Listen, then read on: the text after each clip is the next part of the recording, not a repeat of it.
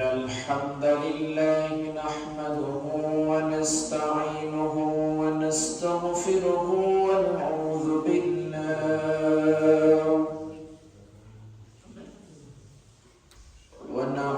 بالله من شرور أنفسنا ومن سيئات أعمالنا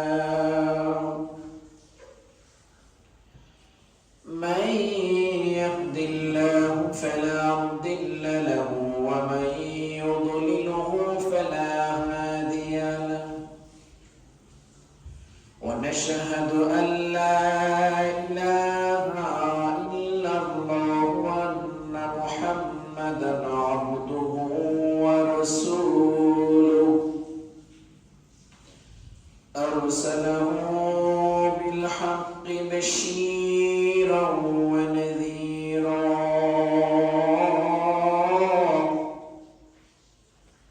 وداعيا إلى الله بإذنه وسراجا منيرا وقد قال الله تعالى في كلامه المجيد وفرقانه الحميد أعوذ بالله من الشيطان الرجيم بسم الله الرحمن الرحيم ولله على الناس حج البيت من استطاع إليه سبيلا ومن كفر فإن الله غني عن العالمين صدق الله العظيم وقال رسول الله صلى الله عليه وسلم بني الإسلام على خمس شهادة أن لا إله إلا الله وأن محمد رسول الله وإقام الصلاة وإيتاء الزكاة والحج بارك الله لنا ولكم في القرآن العظيم إن الله وملائكته يصلون على النبي يا أيها الذين آمنوا صلوا عليهم وسلموا تسليما بلغ العلا بكماله كشف الدجى حسنت جميع خصاله صلوا عليهم لا إله إلا الله لا إله إلا الله لا إله إلا الله لا إله إلا الله لا إله إلا الله لا إله إلا الله محمد رسول الله صلى الله عليه وسلم الحمد لله মহান আল্লাহ পাক রব্বুল আলামিনের দরবারে অসংখ্য অগণিত শুকরিয়া জ্ঞাপন করছি যে রব্বুল আলামিন পবিত্রময় দিনে পবিত্রময় মাস পবিত্র জিলহজ মাসের প্রথম জুমায় আউয়াল জিলহজ আমাদেরকে পৃথিবীর শ্রেষ্ঠতম জায়গা আল্লাহর মসজিদে আসার বসার পারফেক্ট দান করেছেন। এই জন্য আমরা সকলে শুকরিয়া আদায় করি। আলহামদুলিল্লাহ। আলহামদুলিল্লাহ। এর চেয়ে বড় নিয়ামত আর কিছু হতে পারে না। রব্বুল আলামিন আমাদেরকে সৃষ্টি করেছেন,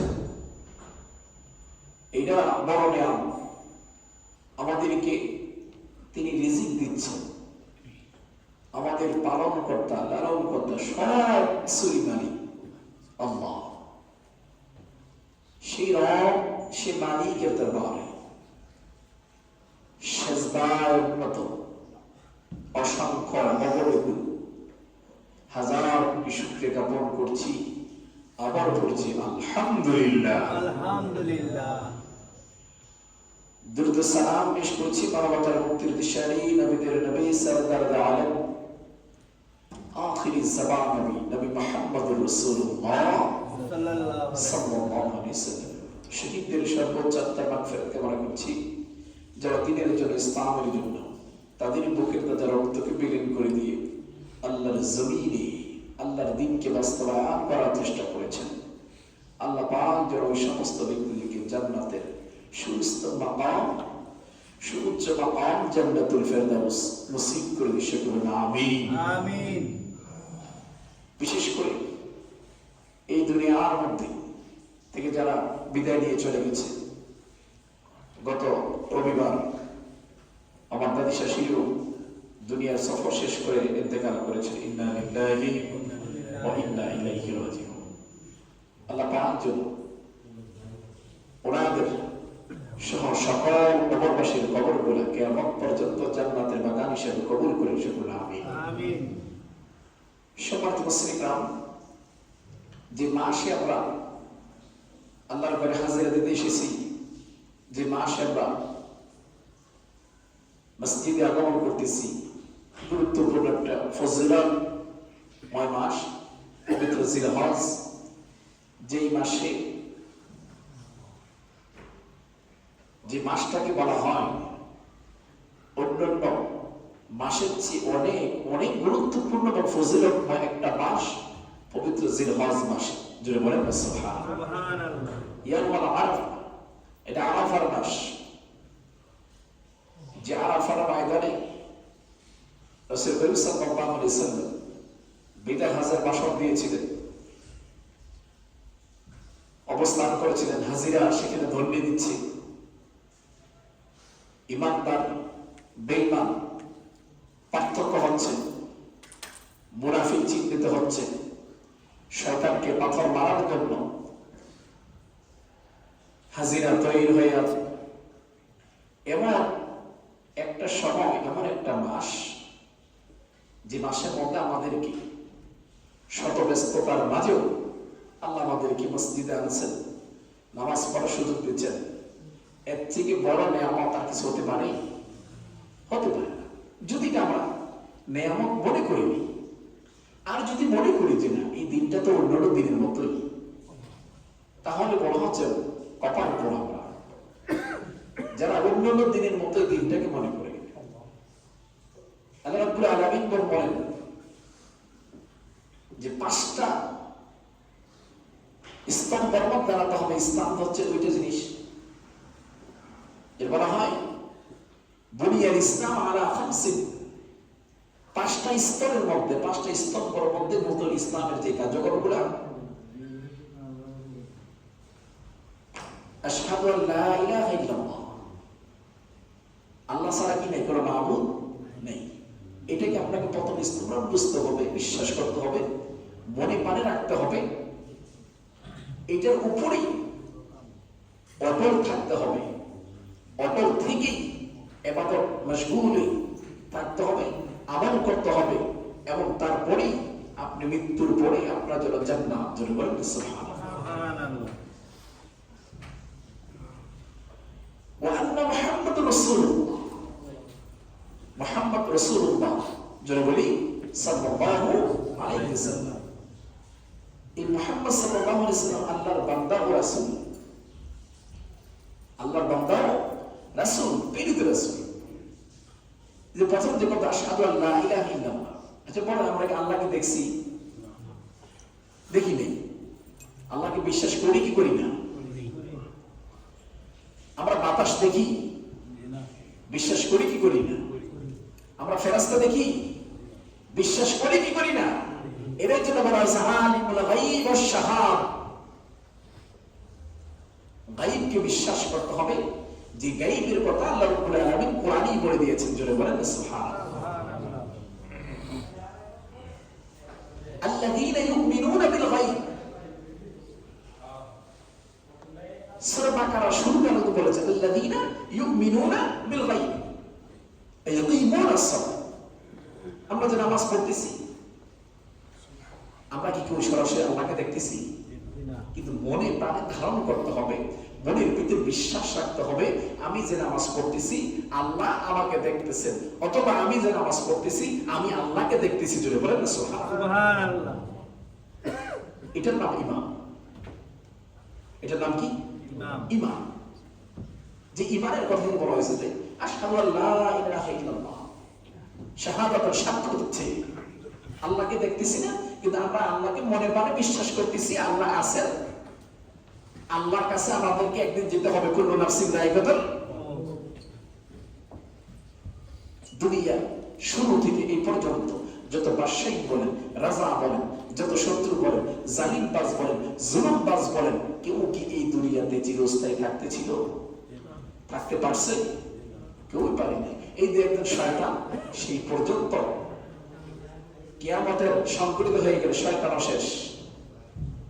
বলা হচ্ছে সর্বশেষ যখন তাকে জিজ্ঞেস করা হবে, আজরাইল আলাইহিস সালামকে যখন জিজ্ঞেস করা হবে,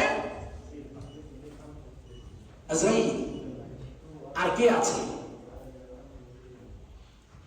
তখন বলা হবে যে জিবরাইল আমিন আছেন। নির্দেশ করা হবে জিবরাইলের রূপটা কবজ করে নাও, জিবরাইল আমিনের রূপটা কবজ করে নাও। এরপরে জিজ্ঞেস করা হবে আজরাইল আর কে আছে? আজরাইল ইসলাম বললেন, আল্লাহ আপনি তো চিরঞ্জীব, আপনি তো সত্য, আপনার কোনো মৃত্যু নাই, এখন আমি ছাড়া আর কেউ নেই। তখন ঘোষণা আসবে, তোমার রূপটা তুমি কবজ করো। আজরাইল ইসলাম চিৎকার মারবে, চোখের পানি ঝরছে। কত কষ্ট করে আমি মানুষগুলা কি আপনার নির্দেশ এক চিমটি পরিমাণ অবমাননা করি নাই। আপনি যা বলেছেন, যেমনি বলেছেন আমি করেছি, এটাও করতে হবে, এটাও আমি করব, কারণ আপনার নির্দেশ যেটা আছে এটাই আমার জন্য ফরজ। জোরে বলেন না সুবহানাল্লাহ। আমরা মানুষেরা আল্লাহর নির্দেশ সঠিকভাবে মানি আর না মানি, ফেরেশতারা সঠিকভাবে পুঙ্খানুপুঙ্খানু মানে। অন্য সৃষ্টির জন্য বলা হয় জুমার দিনে 18,000 মাখলুকাতের মধ্যে মানুষ এবং জিন ব্যতীত যত বাকি সৃষ্টিগুলো আছে, সব সৃষ্টিগুলো এই জুমার দিনে কিয়ামতের ভয়ে কম্পমান হয়ে থাকে। জোরে বলেন না সুবহানাল্লাহ। কিয়ামত কখন সংঘটিত হয়ে যায় এটা ভয়ে থাকে, তার বলা হচ্ছে জুমার দিনই কিয়ামত হবে। এটা ভয়ে কম্পন থাকে। শুধুমাত্র মানুষ আল্লাহ শ্রেষ্ঠ সেরা জীব হিসাবে বলা হয় যে এই জীব এমন এক জীব যেটাকে আল্লাহ রাব্বুল আলামিন এমন একটা নিয়ামত দান করেছেন এই জীবের মধ্যে, যে নিয়ামতটা অন্য আর কোন সৃষ্টির উপরে দান করেন নাই। সেই নিয়ামতটা হচ্ছে আল কোরআন। জোরে বলেন না সুবহানাল্লাহ। পাহাড়কে যখন দেওয়া হয়েছে, পাহাড় কম্পমান হয়ে গেছে, না এত বড় জিনিস আমার পক্ষে সম্ভব নয়। আচ্ছা বলেন তো, পাহাড় আমাদের কাছ থেকে ছোট না বড়? কিন্তু তারপরে পাহাড় এটা বলছে না, এটা কোনো কোনোভাবেই সম্ভব না, এটা আমাদের পক্ষে সম্ভব না। কিন্তু আল্লাহ রাব্বুল আলামিন এই কোরআন সিনার মধ্যে ঢুকিয়ে দিয়ে 30 পারা কোরআন আল্লাহ রাব্বুল আলামিন রাসূল করিম সাল্লাল্লাহু আলাইহি সাল্লামের উপরে নাযিল করে দিয়েছেন উম্মতের ফয়সালার জন্য। জোরে বলেন না সুবহানাল্লাহ। আল্লাহকে বিশ্বাস করতে হবে। যে ব্যক্তি আল্লাহকে বিশ্বাস করবে না, ওই ব্যক্তির ঈমান থাকবে না, ঈমান খারাপ হয়ে যাবে। এখন আপনি প্রশ্ন করতে পারেন, আমরা আল্লাহকে বিশ্বাস করি, আল্লাহকে বিশ্বাস আবার কে না করে? ও মুসলমান, আল্লাহকে আমরা সবাই বিশ্বাস করি, কিন্তু পরিপূর্ণ বিশ্বাস আমরা করি না। কারণ পরিপূর্ণ বিশ্বাস যদি আমরা করে থাকি, তাহলে আমার থেকে আপনার কাছ থেকে নামাজ কখনোই ছুটতে পারে না। আমি আল্লাহকে বিশ্বাস করি, বিশ্বাস করলে কি হয়েছে? নামাজ পড়ি না। তাই কি বিশ্বাস করলাম? আমি বিশ্বাস করি, কিন্তু আমি নামাজ পড়ি না। আমি বিশ্বাস করি আল্লাহ আছেন, তা আল্লাহ বিশ্বাস করে নামাজ পড়েন না, এটা কি বিশ্বাস হইল? হইল না। আমি আল্লাহকে বিশ্বাস করি, আমি চুরি করি।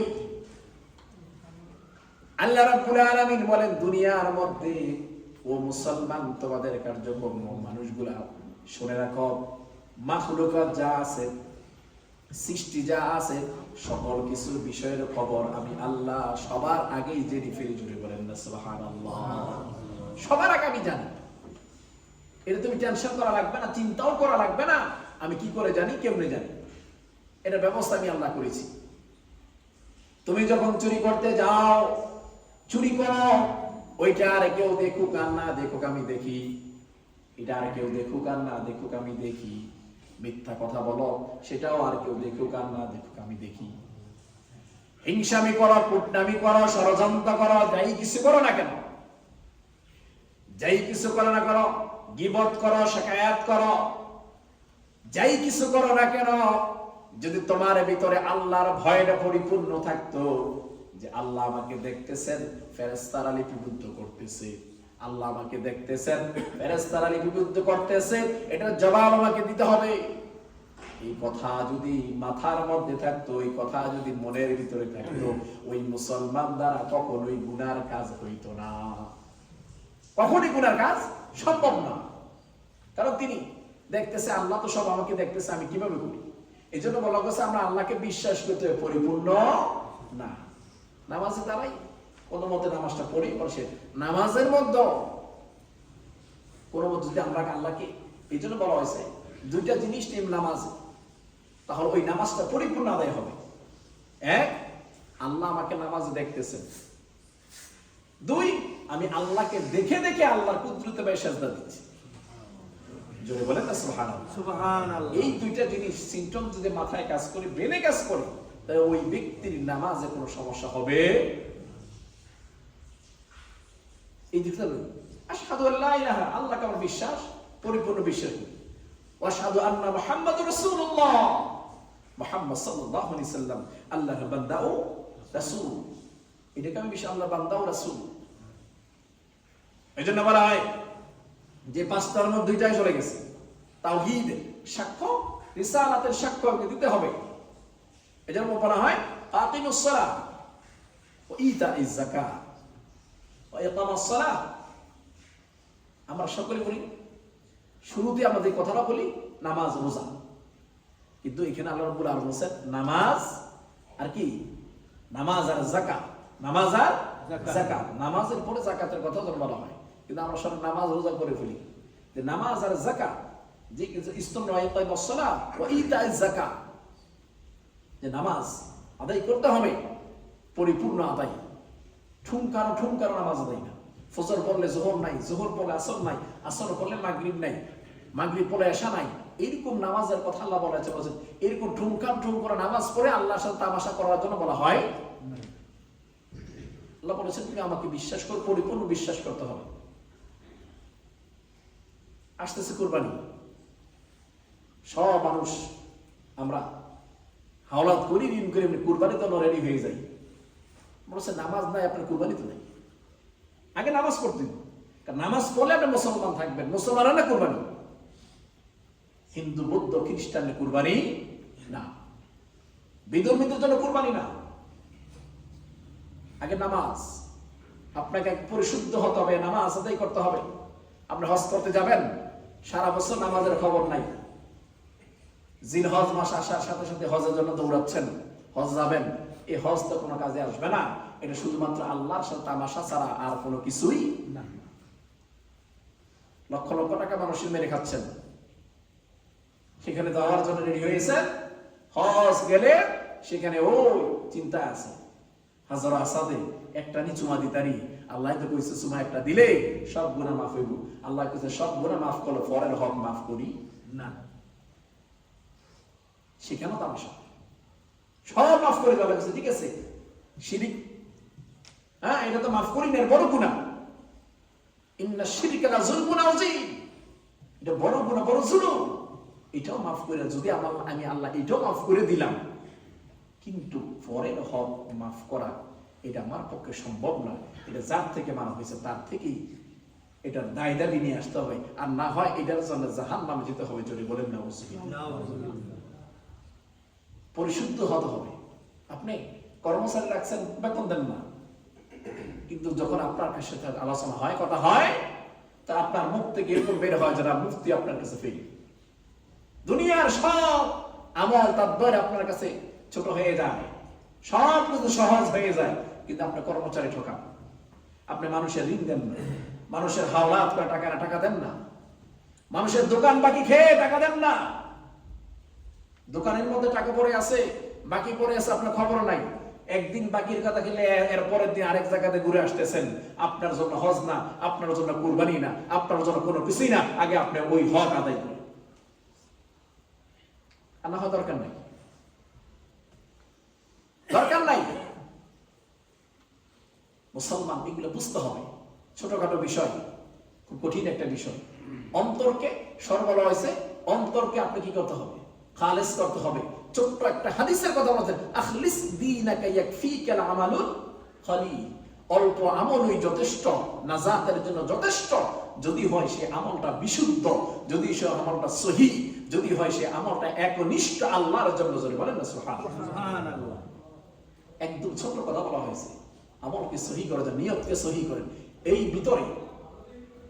এই ভিতরটার মধ্যে যদি বিন্দু পরিমাণ হিংসা থাকে, পরনিন্দা থাকে, আপনি আরেকজনের ভালো দেখলে আপনার যখন জ্বলা শুরু করে, তখন আপনার এই দেহটা, এই অন্তরটা নামাজ পড়ার পরেও, হজ করার পরেও, কুরবানি করার পরেও জাহান্নামী চলে বলে নাউজুবিল্লাহ। তার কারণ একটাই, হিংসুক কখনো জান্নাতে প্রবেশ করবে না। হিংসুক কখনো জান্নাতে প্রবেশ করবে না। আরেকজনের ভালোটা আপনার পছন্দ লাগে না, আরেকজন ভালো চলতেছে, আপনি 3000 টাকা বেতন পান, এটা সমস্যা নাই, কিন্তু আরেকজন 1000 পাইলে আপনি জ্বলা শুরু করি, তাহলে বুঝতে হবে আপনার অন্তরটা জান্নাত চায় না, জাহান্নাম চায়।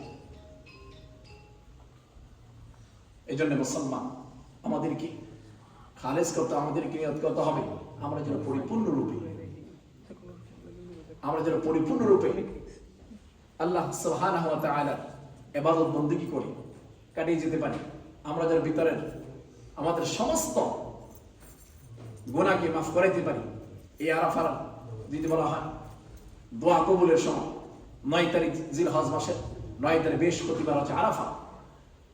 সকলে আরাফার যারা রোজা রাখার তারা রোজা রাখবেন, দোয়া করবেন আল্লাহ রাব্বুল আলামিন যেন এই আরাফার ওসিলা আমাদের সকলকে মাফ করে দেন। আমিন আমিন। কিরামাতুল ইয়াউম আরাফা, ইয়াউম আরাফাতি ইয়াউম কারীম, ইন্নাহু ইয়াউমুন আকরাম মিন আয়াতি কাসীরাতিন যাখিরাতিন বিল ফাদাইল, ইন্নাহু ইয়াউমুল কারীম লিজামিআল মুসলিমিন মিন হজ্জ আরাফা ওয়া মান লাম ইয়াহজুরু ফাকিয়াত আল্লাহু তাআলা নি'মাত আলাল আলামিল ইসলামি دين الإسلام قائم كامل. يقول الله تعالى اليوم أكملت لكم دينكم وأتممت عليكم نعمتي ورضيت لكم الإسلام دينا فمن كره على إثم فإن الله غفور رحيم. قالت اليهود لعمر رضي الله عنه إنكم تقرون إياها لو نزل علينا لأتخذها عبدا. سمع عمر رضي الله عنه ذلك فقال إني لا يعلم متى نزلت وأين نزلت وأين كان رسول الله صلى الله عليه وسلم حين نزل. نعم ذلك اليوم يوم العرفة. الله كان يوم بعرفة يومئذ. ولما تقول اليوم أكملت لكم دينكم وأتممت عليكم نعمتي ورضيت لكم الإسلام دينا. بارك الله لنا ولكم في القرآن العظيم. جل سنة ونسنة